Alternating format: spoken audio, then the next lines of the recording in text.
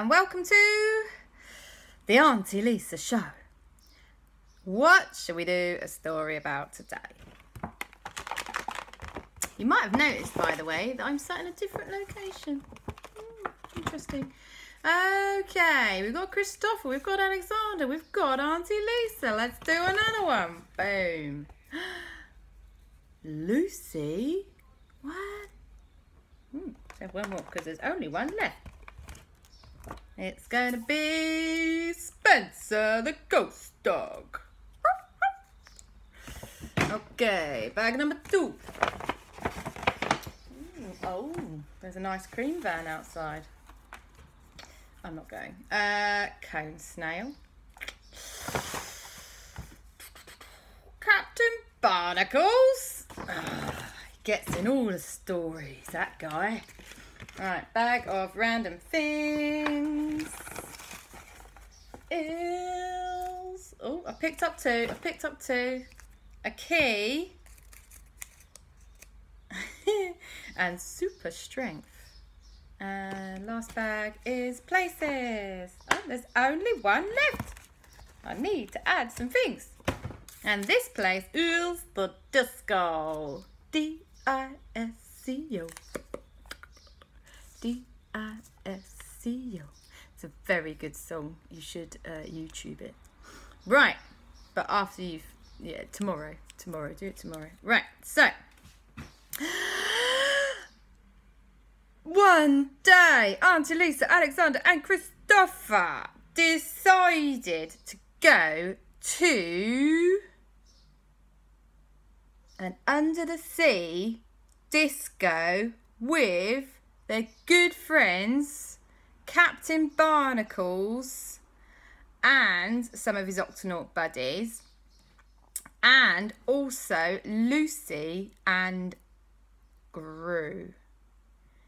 That's right. That makes a lot of sense. So, they packed a bag, and for an under-the-sea disco, you need such things as your scuba diving kit, and also you need some snacks. That's very important. And some water, fresh water, because under the sea, you can't drink that seawater, too salty. So, off they went to the beach, and they got themselves in a boat, and they went out to sea with obviously the appropriate safety equipment.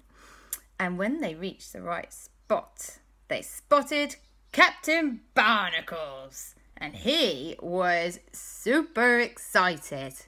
He said, "Ahoy there! Welcome to what's going to be the best day ever, an under-the-sea disco party." So everyone got inside the octopod, and the octopod travelled down and down and down to the bottom of the sea. Well, I say to the bottom, not that the very, very, very deepest part of the ocean.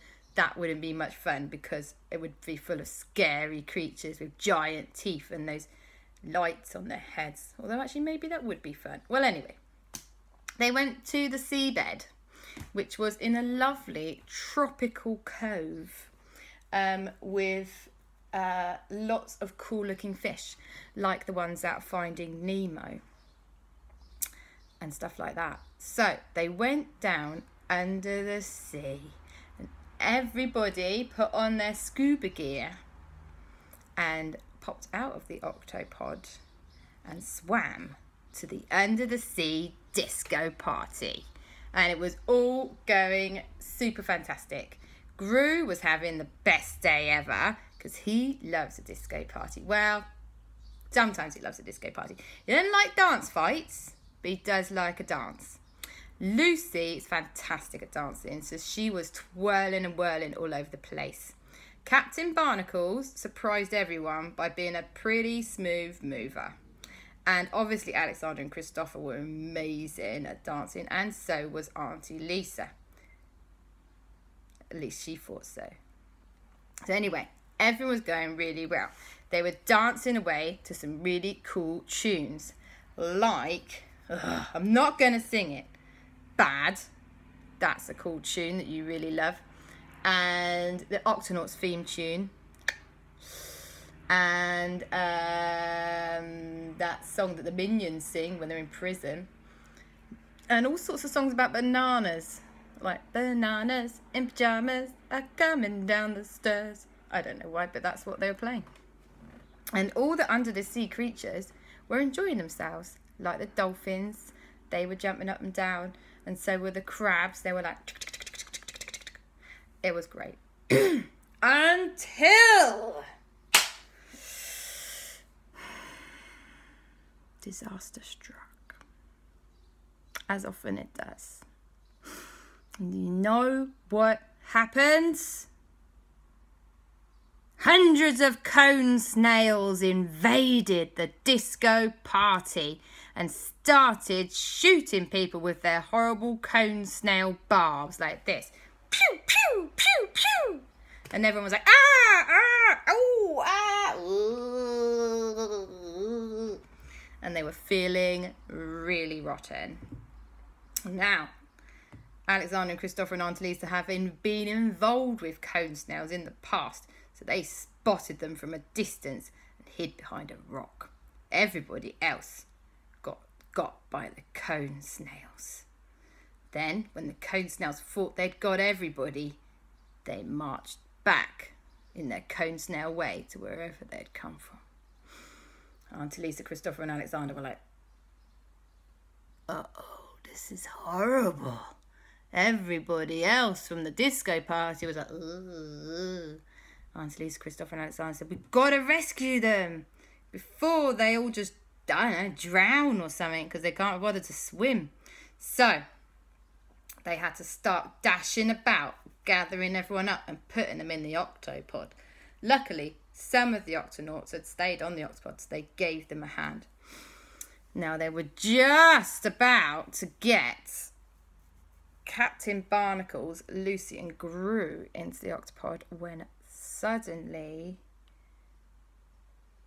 they heard something in the distance.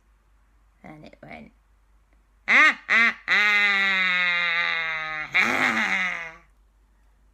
And you know it was Captain Blackboard, the most dastardly dog pirate there's ever been. And Aunty Lisa, Aleksander and Kristoffer were like, we should have known it was you, Captain Blackpaw. You ruined our disco party. What were you thinking? Captain Blackpaw said, nobody be having any fun without me under the sea. And everyone went, oh, Captain Blackpaw is so mean. And then he disappeared off. And everyone thought, well, okay then. Thought he was going to stick around. They gathered up Lucy and Gru and Captain Barnacles and shoved them into the octopod and gave them some water and a lie down. And then they had to sit and think about what they were going to do, because there was still an army of cone snails out and about that could strike at any time. Pretty serious stuff. Well, they decided that they should probably let some people know that there was an army of cone snails out and about that could strike at any time. So they called the Coast Guard. They called the Coast Guard. And do you know who works on the Coast Guard? Well, of course you do. It's Drill. So they called up their friend Drill on the iPad. And Drill answered and he said, hey, you guys, what's up? And Aleksander and Kristoffer said, whoa, we have had our day ruined, Drill, ruined. Drill said, why? What's happened? And Aleksander and Kristoffer said, well, we were having an under-the-sea disco party with the Octonauts and Lucy and Gru, and then a whole army of cone snails came up to us and shot everybody. And now everybody's poorly and we have to care for them on the octopod. And we're really worried that they might go and attack other people on the beaches or, paddling in the sea. Drill was shocked and horrified, and he said, well, how did this army of cone snails gather together? That is really strange.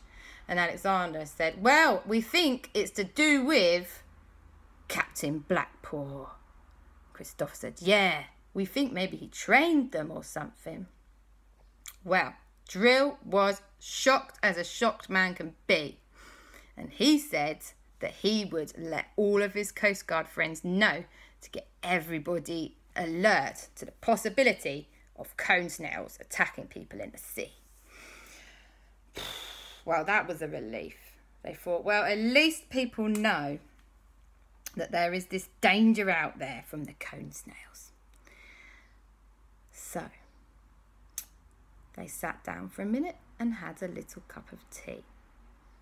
But no sooner had they started to relax for a moment when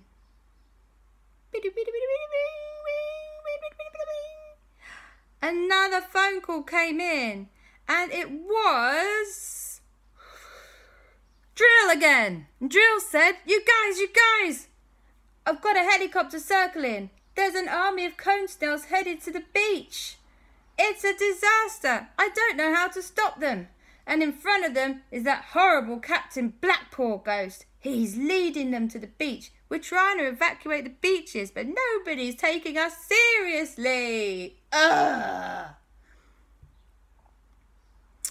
It was all getting super strange and a bit worrying. So they called up their other friends, Jack and Parker and JB, and they said, right, we will head straight down to the beach. And that is what they did. In the meantime, Aleksander and Kristoffer sailed the Octopod towards the beach as well to try and head off all the army of cone snails that was going there. Wow. Things were looking pretty serious by the time they got there. Hundreds of cone snails were gathering under the sea. Sorry about that. Hundreds of cone snails were gathering under the sea, and people were still playing and paddling in there. The Octopod came up to the surface, and Aleksander and Kristoffer and Aunty Lisa stood at the top of the Octopod and went, everybody, get off the sea, get out of the sea. And from down the beach in their beach buggy arrived Jack and Parker and JB, and of course, Spencer the ghost dog. Everybody was coming down the beach as quickly as they could to try and stop the cone snails. Aleksander and Kristoffer didn't know what else to do. They needed some super strength to help them swim out and defeat the cone snails. And they thought to themselves, where can we get some super strength? And then they remembered there is actually a magic treasure chest on board the Octopod. And they knew where the key was. And inside that magic treasure chest, you can wish for, anything you want. As long as it's to help somebody else. So Aleksander and Kristoffer quickly found the key while no one was looking. And they opened up that magic chest. And they said, dear magic chest, give us super strength so we can swim out and defeat those mean old cone snails. And the magic chest went, and Aleksander and Kristoffer went, I wonder if it's worked. And Aleksander shook Kristoffer by the hand and went, woo, woo, woo, and flew him up in the air. And Kristoffer shook Aleksander by the hand, woo, woo, and he flew him up in the air. And they went, I think it worked. So they came back out the top and they went, Aunty Lisa, we're going for a swim. And Aunty Lisa went, what? No, you're not. All those cone snails are there. You'll get zapped and spiked and your mother will kill me. But they didn't listen to Aunty Lisa. Always listen to Aunty Lisa. Always.